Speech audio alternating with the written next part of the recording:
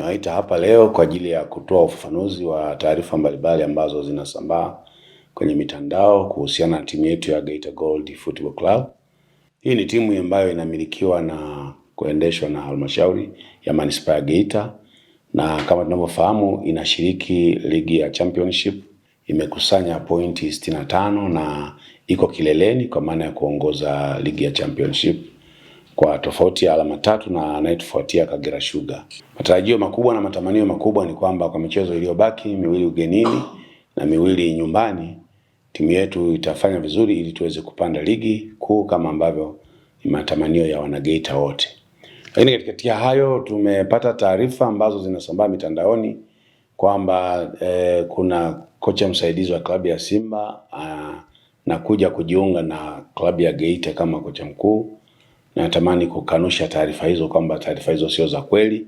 Hatujaanza mchakato wowote wa usajili wa wachezaji wala benchi la ufundi.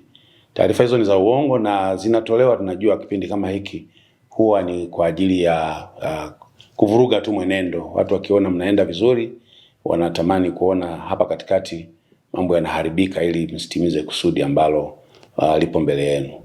Nitoe rai tu kwa waandishi ambao wanasambaza taarifa za namna hiyo mitandaoni kwamba waache tabia hiyo, kwa sababu hawatatuondoa kwenye lengo la msingi. Sisi lengo letu la msingi mwaka huu nyeshe mvua liwake jua, tumedhamiria kupanda ligi kuu na tumewekeza kiasi kikubwa cha fedha, rasilimali watu.